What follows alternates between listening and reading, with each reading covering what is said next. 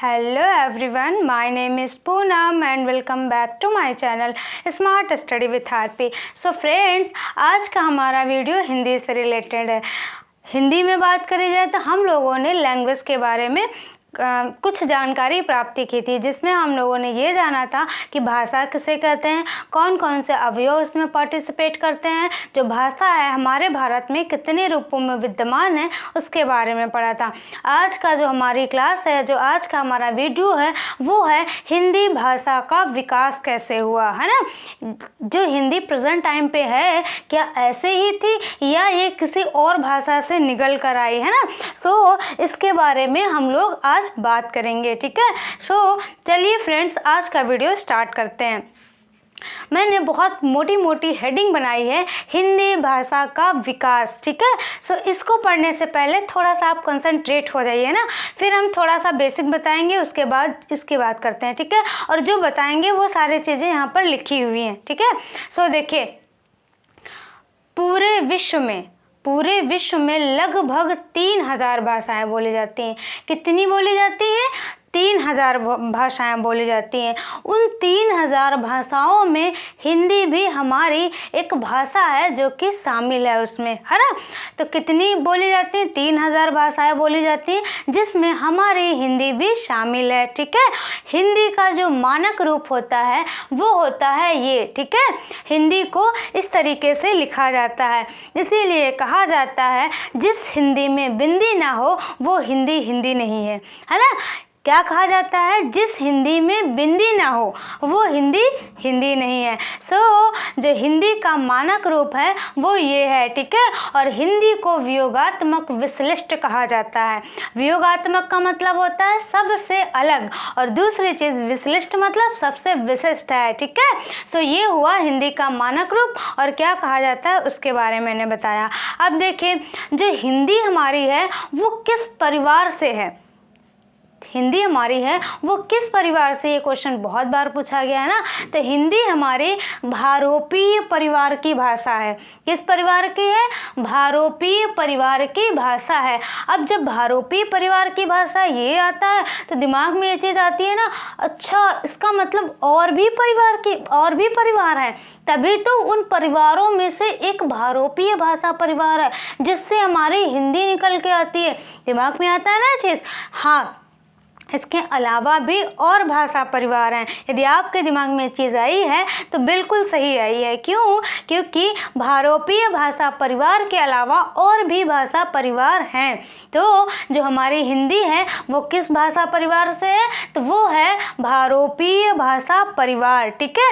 अब आगे बात करते हैं। अब ये जान लेते हैं कि जो भारोपीय भाषा परिवार है, इसके अलावा जो और भाषा परिवार हैं उनके बारे में थोड़ा सा जान लेते हैं, ठीक है। देखिए, हमारे भारत में टोटल जो भाषा परिवार हैं वो कितने हैं? 4 हैं। कितने? 4 हैं। अब वो 4 कौन कौन से हैं? तो देखिए, सबसे पहला है भारोपीय भाषा परिवार, जिससे हमारी हिंदी निकल के आती है, ठीक है। उसके बाद दूसरा है द्रविड़ भाषा परिवार, जो कि भारत के दक्षिण वाले पार्ट में बोला जाता है, ठीक है, जो दक्षिणी भाग है उसमें। उसके बाद आती है आष्ट्रिक भाषा परिवार। हम जो बोल रही हैं सारी चीज़ें यहीं वही यहाँ सारी चीज़ें लिखी हुई हैं जो हम बोल रहे हैं, ठीक है।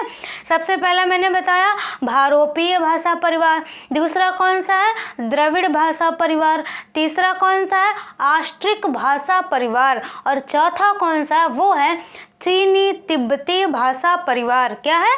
चीनी तिब्बतीय भाषा परिवार। अब ये देखते हैं कि ये जो भाषा परिवार हैं कितने % लोग इन भाषा परिवारों की भाषा बोलते हैं, है ना। तो वो देखते हैं। जो सबसे पहला था भारोपीय भाषा परिवार, मैंने बताया इसमें 73% लोग इस भाषा परिवार की भाषा बोलते हैं। कितने % लोग? 73% लोग, ठीक है। अब आगे बात करते हैं। दूसरा मैंने बताया द्रविड़ भाषा परिवार, ठीक है। जो ये भाषा परिवार है इसमें कितने % लोग हैं इस भाषा परिवार की भाषा बोलने वाले? वो हैं 25% लोग। कितने? 25% लोग। आगे बात करते हैं। तीसरा है आष्ट्रिक भाषा परिवार। अब इसमें कितने परसेंट लोग हैं, तो इसमें है 1.3% लोग। कितने हैं? 1.3% लोग। अब उसके बाद चौथे की बात करते हैं, तो चीनी तिब्बतीय भाषा परिवार, और इसमें कितने परसेंट लोग हैं, तो वो है 0.7%। सो अगर आपने थोड़ा सा ध्यान दिया हो तो क्वेश्चन यहीं पर बन जाता है कि सबसे बड़ा भाषा परिवार कौन सा है। तो आपको समझ में आ रहा है कि इसमें कौन सा सबसे बड़ा भाषा परिवार है? भारोपीय भाषा परिवार। क्यों? क्योंकि इसको सबसे ज़्यादा बोलने वाले लोग हैं। ठीक है, इसकी जो भाषाएं हैं उसको सबसे ज़्यादा बोलने वाले लोग हैं, जिसे कितना परसेंट है वो है 73%। इसीलिए क्वेश्चन पूछा जाता है सबसे बड़ा भाषा परिवार कौन सा है, वो है भारोपीय भाषा परिवार। ठीक है, आगे बात करते हैं। दूसरा क्वेश्चन यहीं पे बनता है कि सबसे छोटा भाषा परिवार कौन सा है, तो वो है चीनी तिब्बती भाषा परिवार। कौन सा है? चीनी तिब्बती भाषा परिवार। कितने परसेंट लोग यहाँ पर ये भाषा बोलते हैं, जिसके अंतर्गत भाषाएं आती हैं, वो है 0.7% लोग। ठीक है, तो ये दो क्वेश्चन आपको समझ में आए। उसके बाद जो हमारी हिंदी है वो किससे निकली है? भारोपीय भाषा परिवार से।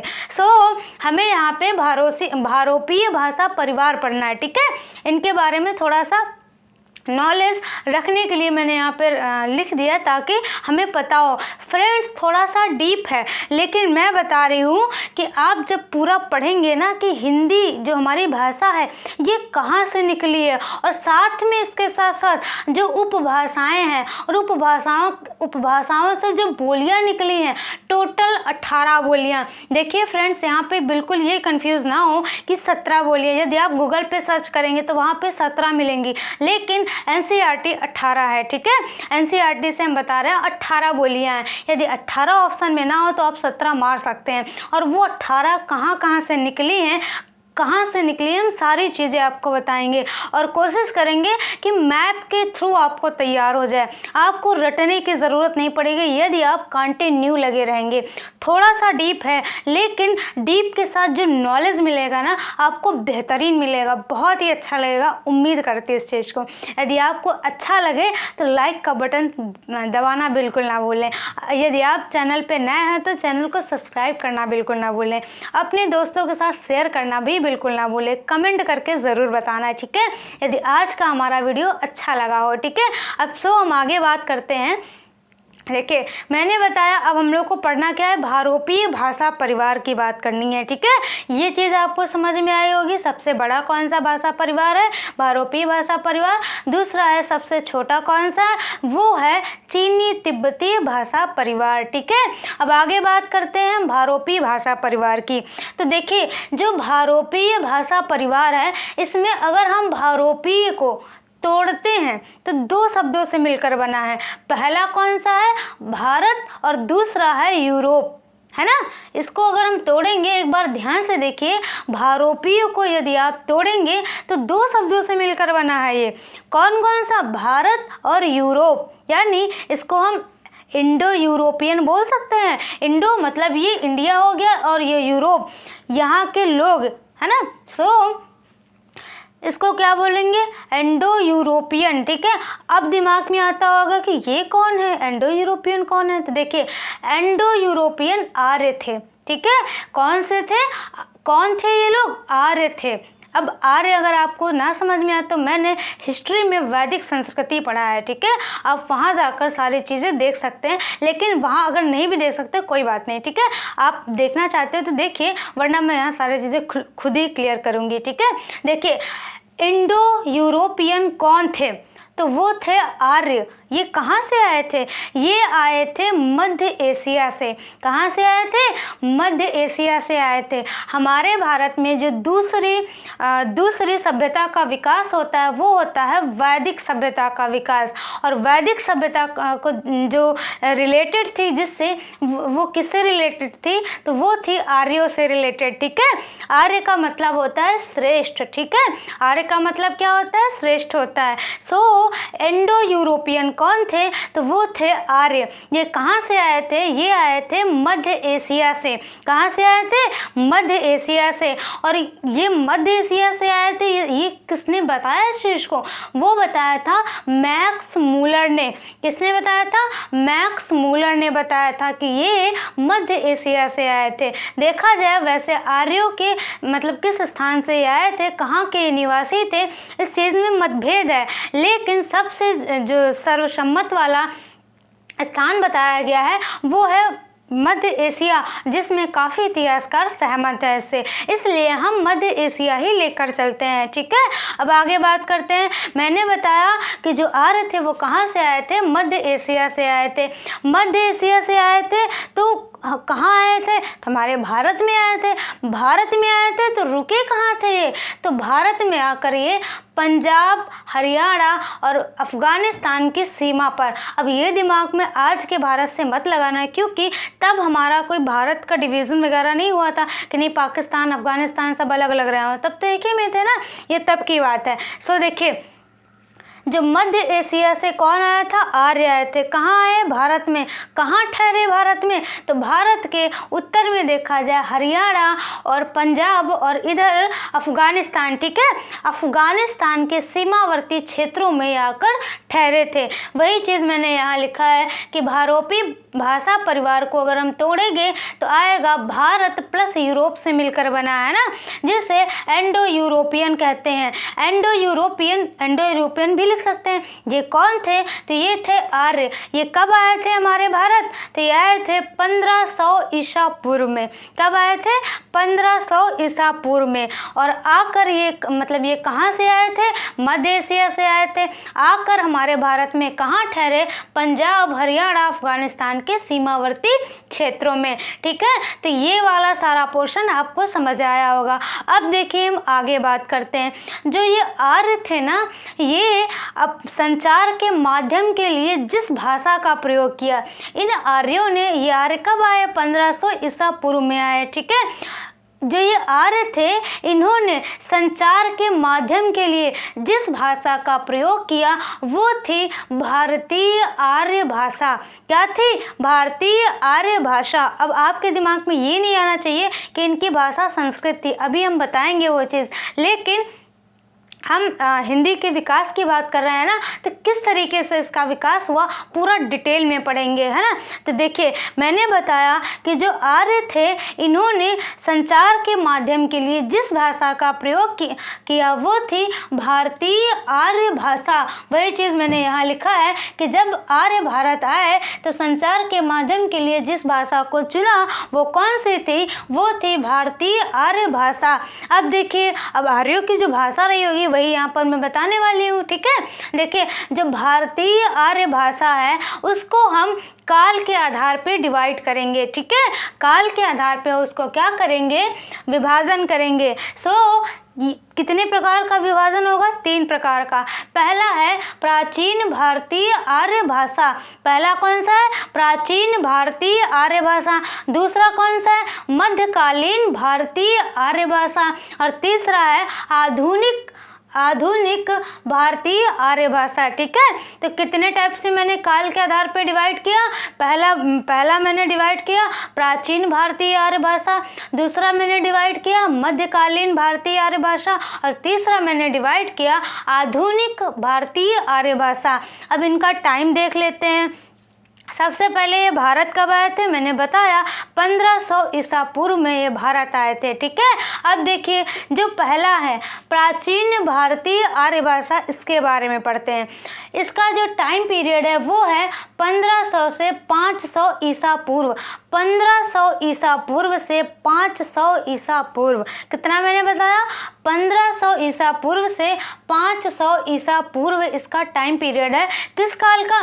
प्राचीन भारतीय आर्य भाषा इसका, ठीक है, इसका कौन सा कितना टाइम पीरियड है, वो है 1500 ईसा पूर्व से 500 ईसा पूर्व। अब देखिए जो प्राचीन भारतीय आर्य भाषा है ना, इसमें दो भाषाएं प्रचलित थी। कौन कौन सी थी? पहली थी वैदिक संस्कृति और दूसरी थी लौकिक संस्कृति। अब लौकिक का मतलब क्या होता है, सारी चीज़ें बताएंगे, अभी थोड़ा सा आप ठहरिए, ठीक है। मैंने बताया जो प्राचीन भारतीय आर्य भाषा थी, इसमें दो भाषाएं प्रचलित थी। पहली कौन सी थी?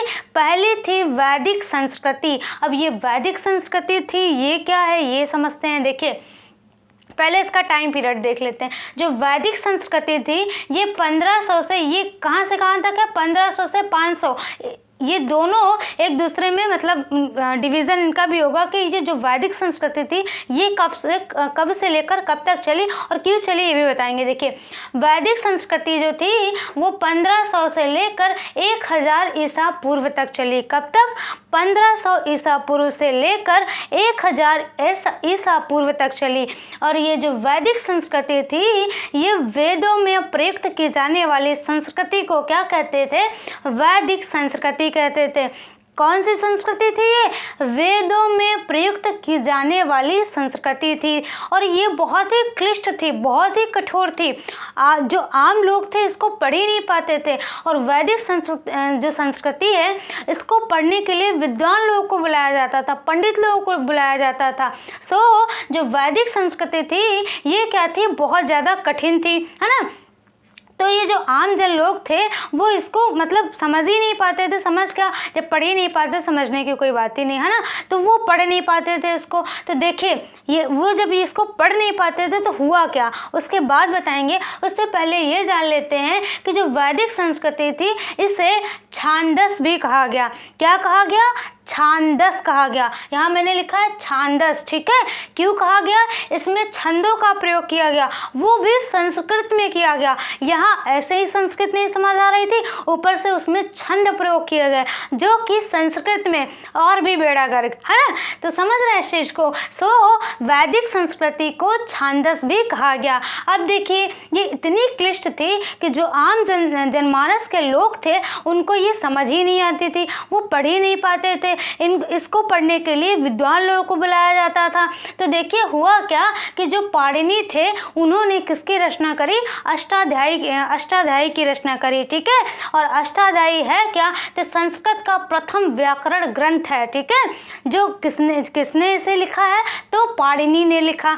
अब पाणिनि ने क्या किया कि वैदिक संस्कृति जो थी उसको सरल और सुगम बनाने के लिए किसकी रचना की? अष्टाध्यायी की रचना करी। और अष्टाध्यायी है क्या? मैंने बताया कि संस्कृत का प्रथम व्याकरण ग्रंथ है, ठीक है।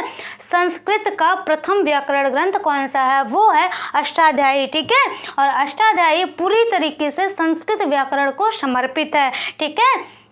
अब मैंने बताया कि पाणिनि ने क्या किया था, जो वैदिक संस्कृति थी इसको सरल और सुगम बनाने के लिए इसकी रचना करी। और जब इसकी रचना करी उसके बाद हुआ क्या कि जो आम जनमानस के लोग थे वो वैदिक संस्कृति से जो दूसरी भाषा निकली, ठीक है, आम जनमानस के लोग जो थे वो ना वैदिक संस्कृति की जब अष्टाध्यायी की रचना हो गई उसके बाद देखिए क्या होता है, वो ना संस्कृत बोलने लगे, आपस में संस्कृत में बातचीत करने लगे, उनको समझ आने लगी।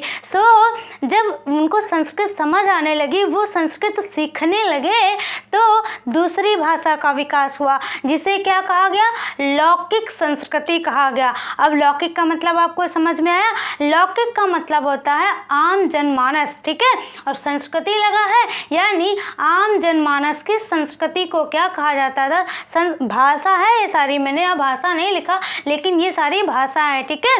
तो जो लौकिक संस्कृति थी आम जनमानस की संस्कृति को लौकिक संस्कृति कहा गया, ठीक है। और जब जो पाणिनि थे इन्होंने देखा कि जो लोग हैं वो वैदिक संस्कृति को नहीं समझ पा रहे थे, लेकिन जब इन्होंने अष्टाध्यायी की रचना करी और उसके बाद क्या हुआ कि पाणिनि ने जो वैदिक संस्कृति थी उसको इतना सरल और सुगम बनाया कि जो आम जनमानस के लोग थे वो आपस में संस्कृत में बात करने लगे, है ना। तो इस चीज को देखकर पाणिनि ने जो लौकिक संस्कृति है इसको भाषा का नाम दे दिया। तो क्वेश्चन पूछा जाता है कि लौकिक संस्कृति को भाषा का नाम किसने दिया, तो वो दिया था पाणिनि ने। ठीक है, किसने दिया? पाणिनि ने। तो आई थिंक आपको ये दोनों चीजें समझ में आई होंगी। अब देख लेते हैं कि इसका टाइम पीरियड था 1500 ईसा पूर्व से 1000 ईसा पूर्व। तो लौकिक संस्कृति का टाइम पीरियड कितना था, कब से ये स्टार्ट हुई, तो ये 1000 ईसा पूर्व से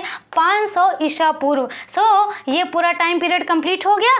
ये 1500 से 500 कितना है, 1500 से 500 ईसा पूर्व। इसमें ये 1500 से 1000 तक चली और ये 1000 से 500 ईसा पूर्व तक। ठीक है, अब ये समझ में आया आपको। वैदिक संस्कृति, लौकिक संस्कृति समझ में आई। मैंने बताया वैदिक संस्कृति इतनी ज़्यादा क्लिष्ट थी कि इसको पढ़ने जो आम जनमानस के लोग थे वो नहीं पढ़ पाते थे, इसके लिए विद्वान बुलाए जाते थे पढ़ने के लिए। पाणिनि ने क्या किया, वैदिक संस्कृति को सरल और सुगम बनाया, और इतना सरल और सुगम बना दिया कि जो आम जनमानस के लोग थे वह संस्कृत को पढ़ने और समझने भी लगे, आपस में बातचीत करने लगे। और इस चीज़ को देखकर पाणिनि ने लौकिक संस्कृति को भाषा का नाम दे दिया। क्या बोला? भाषा का नाम दे दिया। और जो लौकिक संस्कृति है ना, जो प्रेजेंट टाइम पे संस्कृति है, सेम उससे मैच करती हुई है ये, यानी ओरिजिनल संस्कृति को लौकिक संस्कृति कहा गया। ठीक है, अब ये चीज़ आपको समझ में आई, भाषा का नाम दिया, ये भी मैंने बता दिया, सारी चीज़ें समझ में आ गई। और एक चीज़ और देख लेते हैं, जो वैदिक संस्कृति है ना, इसको पाणिनि ने यास्क कहा। क्या बोला? यास्क। ठीक है, या है, या में बड़ा का मंत्रा है, आधा सा है, का है, और या के ऊपर बिंदी है। ठीक है, तो यास्क कहा, किसने कहा? पाणिनि ने। तो ये सारी चीजें आपको समझ में आई। लौकिक संस्कृति क्या है? वैदिक संस्कृति से परिवर्तित होकर जो संस्कृति आई उसको क्या कहा गया? लौकिक संस्कृति कहा गया। इतना समझ में आया। अब चलिए हम दूसरे वाले काल की बात करते हैं। दूसरा था मध्यकालीन भारतीय आर्य भाषा। ठीक है, मध्यकालीन भारतीय आर्य भाषा। अब ये देखते हैं इसका टाइम पीरियड कितना था, तो इसका कितना था, 1500 ईसा पूर्व से लेकर 500 ईसा पूर्व। कितना था? 1500 ईसा पूर्व से लेकर 500 ईसा पूर्व टाइम पीरियड था किसका? प्राचीन भारतीय आर्य भाषा का। अब ये लास्ट कहाँ है? 500 ईसा पूर्व। यही से स्टार्ट होगा मध्यकालीन भारतीय आर्य भाषा का टाइम पीरियड, है ना। समय कितना, तो वो है 500 ईसा पूर्व से 1000 ईस्वी तक। कहाँ तक? 500 ईसा पूर्व से 1000 ईस्वी तक, लगभग कितना? 1500 साल। ठीक है, तो देखिए कितना टाइम पीरियड है ये, 500 ईसा पूर्व से 1000 ईस्वी तक, ईस्वी है यहाँ पर। ठीक है, अब देखते हैं जो मध्यकालीन भारतीय आर्य भाषा है, इसमें जो इसको भी 3 भागों में डिवाइड किया गया है। ठीक है, अब वो 3 भाग कौन कौन से हैं? देखिए किसी को लग रहा होगा थोड़ा कितना ज़्यादा डीप है, लेकिन फ्रेंड्स डीप है, लेकिन आप एक बार टाइम देके पढ़िए, आपको बहुत अच्छा लगेगा। फिर दोबारा आपको हिंदी के विकास को पढ़ने की ज़रूरत नहीं पड़ेगी। आप थोड़ा सा धैर्य बना के रखें, बिल्कुल विचलित मत हो कि नहीं यार बहुत ज़्यादा देखा जा रहा है, बहुत ज़्यादा डीप जा रहे हैं ना। तो ये चीज़ माइंड में मत लाइए, डीप पढ़ो, क्योंकि आज का टाइम जो है ना वो डीप ही पढ़ने लायक है। आप ऊपर कब तक पढ़ेंगे, क्योंकि सभी वही कर रहे हैं, है ना। और इसीलिए कंपटीशन, सब पढ़ रहे हैं तभी तो कंपटीशन है ना, इसीलिए मेरिट हाई जाती है। अब देखिए मध्यकालीन भारतीय आर्य भाषा की बात करते हैं। मैंने बताया इसका टाइम पीरियड कितना है, इसका टाइम पीरियड है 500 ईसा पूर्व से 1000 ईस्वी। इसको 3 भागों में डिवाइड किया गया। ठीक है, 3 भाग कौन कौन से? प्रथम प्राकृत भाषा, पहला कौन सा है? प्रथम प्राकृत भाषा, दूसरा है द्वितीय प्राकृत भाषा, और तीसरा है तृतीय प्राकृत भाषा। ठीक है, जो प्रथम प्राकृत भाषा है, प्राकृत भाषा है, उसका टाइम पीरियड कितना है? वो है 500 ईसा पूर्व से 1 ईस्वी। ठीक है, कितना है? 500 ईसा पूर्व से 1 ईस्वी। जो दूसरी है द्वितीय प्राकृत भाषा, वो 1 ईस्वी से कितनी है? 500 ईस्वी है। ठीक है, 1 ईस्वी से 500 ईस्वी है। उसके बाद जो तृतीय प्राकृत भाषा है वो कितने से कितने तक है? तो 500 ईस्वी से 1000 ईस्वी, और ये कंप्लीट हो जाता है टोटल। तो ये मैंने टाइम पीरियड बता दिया। अब हम पढ़ते हैं जो ये 3 भागों में डिवाइड किया गया है, प्रथम प्राकृत भाषा, द्वितीय प्राकृत भाषा, तृतीय प्राकृत भाषा। इसमें ऐसा क्या था, कौन सी भाषा कौन सी भाषा निकल कर आई? देखिए, जो पहली है प्रथम प्राकृत भाषा, इसमें जो भाषा लौकिक भाषा से जो भाषा निकल कर आई वो थी पाली भाषा। कौन सी थी?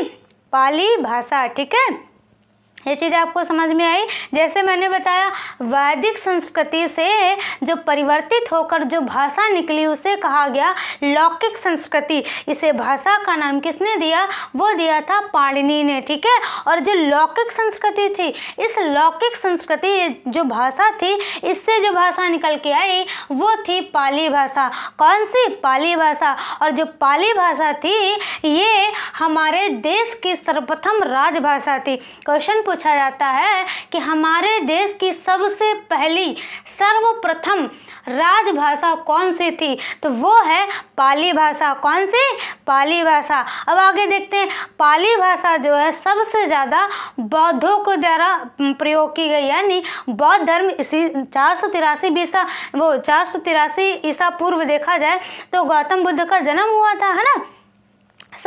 आप समझ सकते हैं कि जो पाली भाषा है वो सबसे ज़्यादा किसमें यूज़ करी गई? तो बौद्ध धर्म से रिलेटेड है। ठीक है, बौद्ध धर्म में सबसे ज़्यादा यूज़ की जाने वाली भाषा थी कौन सी? पाली भाषा। जो प्रथम प्राकृत भाषा है इसमें किस भाषा का विकास हुआ?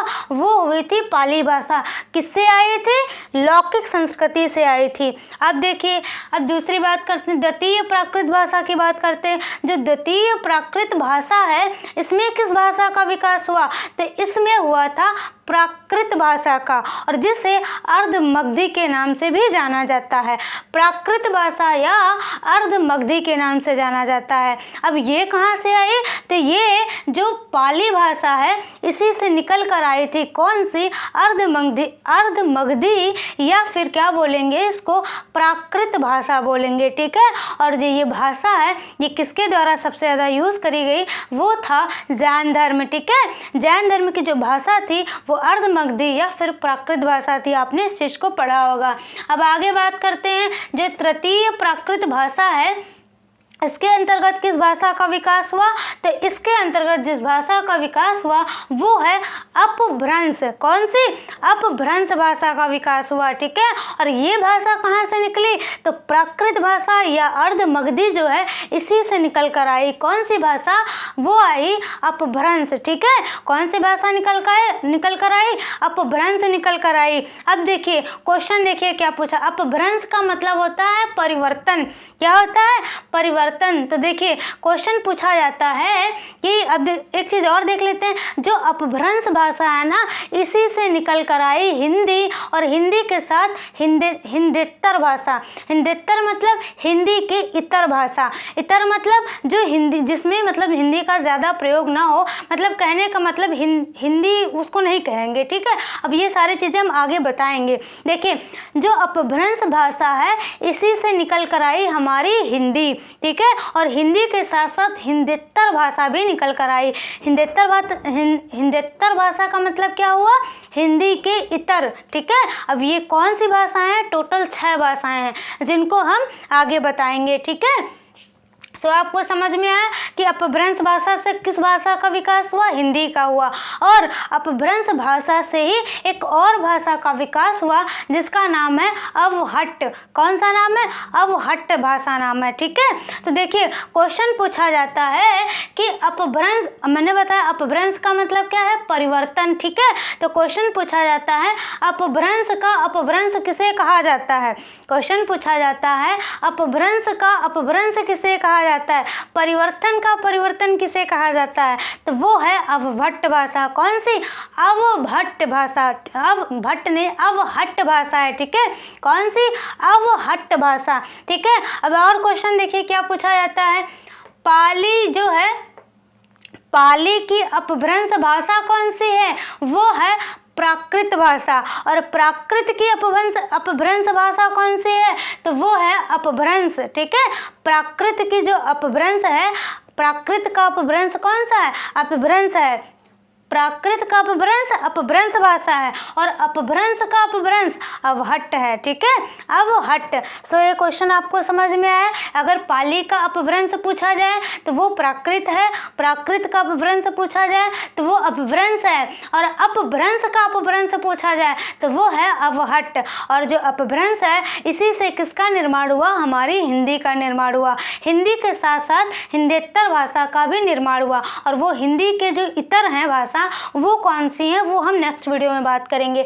अब एक चीज़ और देख लेते हैं, जो अपभ्रंश भाषा है इसके वाल्मीकि को क्या कहा जाता है? तो जो अपभ्रंश भाषा है इसके वाल्मीकि को स्वयंभू कहा जाता है, और स्वयंभू की एक रचना है जिसका नाम है पौमचरित। क्या नाम है?